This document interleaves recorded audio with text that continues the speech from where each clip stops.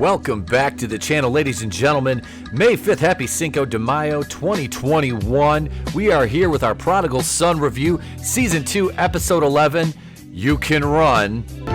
You will try.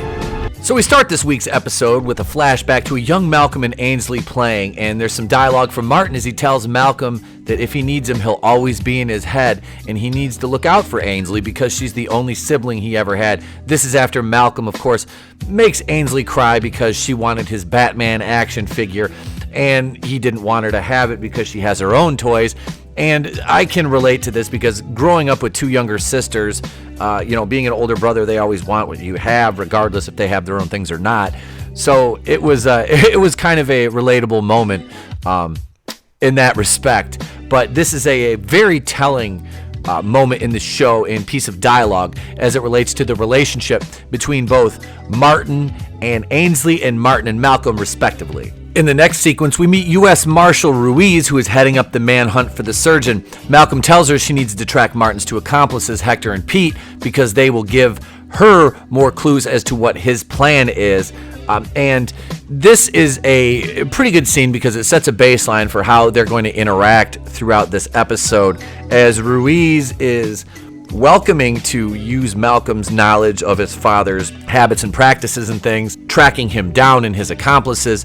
But you can tell there's also a hint of mistrust between Ruiz and Malcolm because he is the surgeon's son, and she knows that there is that connection there, that bond, the familial bond. No matter what Martin has done, Malcolm is still his son. And then they listen to the voicemail that the surgeon had left him, and that kind of is another telling thing because he says, I'm not doing this to murder. This isn't about killing anymore. We'll see very soon here. There's some murders that happened post-escape that were left in the wake of Hector, Pete, and Martin's escape from Claremont. Gil visits a Claremont infirmary where Dr. Capshaw is tending to Jessica's slight injuries as Malcolm questions Dr. Capshaw and knows she's lying to him about her relationship with Martin. She tells Malcolm that she untied Martin, she trusted him to help with the sick patients, and she accepts the blame for what happened. Malcolm tells her that she can blame Martin because he blames Martin for a lot of his issues, and rightly so. And she confides that Martin used her for everything he needed, and now she's spent, which is a very telling line and will come back into play much later in the episode. Ainsley shows up at Claremont to see how Jessica is, and Malcolm tells her that she's worried about Martin being free, which obviously she feels in danger. Even though Martin says everything he does is for his family, Jessica can't help but, feel worried because her husband is a serial killer. Gil enters and tells Malcolm they found the getaway vehicle, the two dead EMTs, which we talked about earlier. Malcolm, Gil, JT, and Danny are at the ambulance scene, and they're trying to figure where would the surgeon and his accomplices go to get supplies, money, weapons, food. And Malcolm, it pops right into his head, oh my God, where is it close enough to this crime scene for the surgeon to go and maintain some sort of anonymity? And Bright's apartment is nearby, and they find it ransacked, and he has a very extensive medieval weapons collection, some pistols. A lot of those things were taken. I think they said ended up being like 4 handguns and an axe and some other things. So that armed up to the nines now, our fugitives are on the loose. After briefing all the officers and detectives working the case, Malcolm is outside with Danny, and he confides in her when she's getting ready to ask him how he's doing. He says, I'm not okay, which he finally opens up to her that he doesn't know what the next move will be, and she reassures him she'll be there every step of the way. Now, this is a really cool moment because we've been, teased with this relationship, this burgeoning romance between Powell and Bright, and it's there. It's been right beneath the surface. We've seen it manifest itself in a dream sequence that Malcolm had. So to see him kind of admit that he's not okay and that he is vulnerable to Danny is kind of like our first step towards him maybe admitting that, he has feelings for her, which he's been hiding more or less to protect her from, the dangers of his life and his mental state of being the son of one of the most prolific serial killers in this universe that the show exists in. While still at Claremont, Jessica goes back to visit Dr. Capshaw and offers her an ear. And they have a frank discussion about the surgeon and his effects that he's left on them, the indelible marks that he's left on them both mentally, one more so than the other, obviously in the case of Jessica. But she jokingly asks Dr. Capshaw for an aspirin or a Vicodin if she insists, and Dr. Capshaw, of course, gives her they share a drink of vodka together and have a quick laugh in this scene.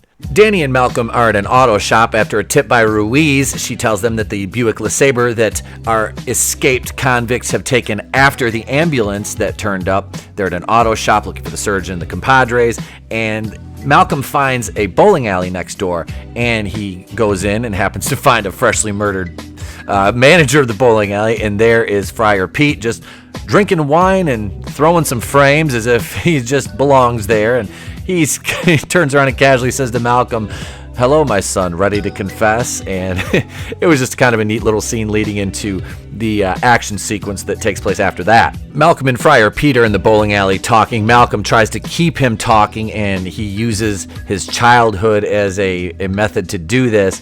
And Pete is obviously intoxicated. He's got like 3 bottles of wine sitting down there where he was bowling. And Friar Pete, of course, tells Malcolm if he doesn't leave him alone, he's going to hurt him. He flashes one of Bright's guns, and you see him backing Bright down, like ready to shoot him. And Marshall Ruiz enters and shoots Pete in the back of the head. And then Bright and her get into it because he screams at her and says they don't have any leads now. They get into an argument, which, Danny kind of removes Bright from the situation because she's like, you insulted, her, and Bright obviously doesn't care. He's trying to catch his father, and he can't see the forest for the trees in this scene. Gil and JT have escorted Jessica home, and JT stays behind to kind of look after her, protect her with a couple units outside. And JT tells her that he found where the key went that Jessica had given him. She was wondering how it related to Martin, what he had. It was a safe deposit box at Carnegie Bank under an assumed name of Jonas Salk. And this happens to be the man who cured polio. And of course, Jessica is Martin's hubris. That's why he picked that name, because he considers himself to be, quite the genius. But JT and Jessica sit down and they have this heart-to-heart, and she gets a threatening phone call. And JT tells her that he knows the nature of the call she got because he gets them too. And it's all traced back to what happened with the other officer, the racial incident, and it helps to talk about it. And they kind of have a nice little moment, which we haven't really got between these two characters yet. So a good on-screen dynamic between the two of them. Back at the precinct, Marshall Ruiz brings in the cell phone that Friar Pete had on him at the time of his, shall we say, death, with only one number stored in it, and Malcolm insists they call it. So when they do, it rings, and of course, Ainsley answers, and we find out the number is the direct line to the surgeon's office in the basement, where Ainsley, we've seen her for the past couple episodes, has been sitting down there at the desk. And then we find out in the questioning scene while Gil is talking to her that he tells the marshals they want to make a federal case out of it. Ainsley is, being considered as a suspect in the escape of the inmates. Well, we know that Ainsley didn't help them, but Ainsley tells Gil that Martin called her in his office, and it led to her paying him visits at Claremont. And Malcolm and Danny are watching from the other side of the two-way glass. Malcolm knows that she's hiding something. Malcolm and Gil travel upstate to an apple orchard in Kingston, New York. This is based off of the conversation that Ainsley and Malcolm had in the interrogation room. She told Malcolm that her and Martin had talked about this place and a trip they took there as when she was a child. They're greeted at the door of the home by the owner's son, Bobby, and Malcolm and Gil are questioning him, and Gil gets a text that Jonas Salk paid the owner hundreds of thousands of dollars in 1994. So Bright and Gil ask, what's in this barn? And they find an airplane, and apparently Martin bought this for his contingency escape plan and hid it under the guise of it that it belonged to the apple orchard, because the FAA does not look at agricultural planes the same way it does commercial or other privately owned small light aircraft. Bright finds a compartment on the dash and opens it up and finds that there is stuffed with cash and passports, and also his childhood Batman action figure that he was playing with in the opening sequence of the show. Bobby gets a text, and Malcolm knows that his dad is already in the house, and he is under the assumption that they have the family hostage. So Ruiz calls Gil and tells him they're outside. They step outside, and the team of marshals and agents appears, and they're in preparation to breach the door and go into the home and do this rescue and extraction. Malcolm starts arguing with Marshal Ruiz because he wants to go in and talk his father down, who he thinks is in the house. Ruiz basically says that Bright doesn't care about the family inside, and she signals her team, and it's a go. They breach the house, and you hear over the radio, we see the perp, shots, we hear shots fired. They say the perp is down, and then Bright runs in and finds that it's not his father on the ground, but Hector, the third accomplice with his father that broke out of Claremont, and he tells Malcolm that the surgeon was never with them. All they did was follow instructions that the surgeon gave them, and he goes out laughing with a bullet wound in his shoulder, which I don't think he'd be laughing.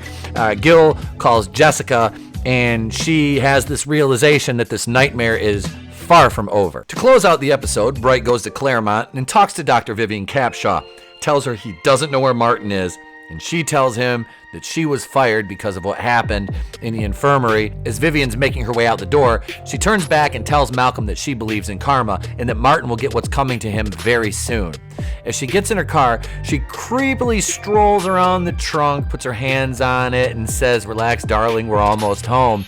And at that point, you know that Martin Whitley is locked in Vivian Capshaw's trunk. Hell hath no fury like that of a woman scorned. This has been episode 11 of Prodigal Son. I hope you enjoyed. Do all the YouTube things. And I will catch you guys later on Going Rogue, episode 20 tonight, the Cinco de Mayo edition. And be sure to hit that like button, subscribe, share the video out, and have a great day. I will catch you on the next one.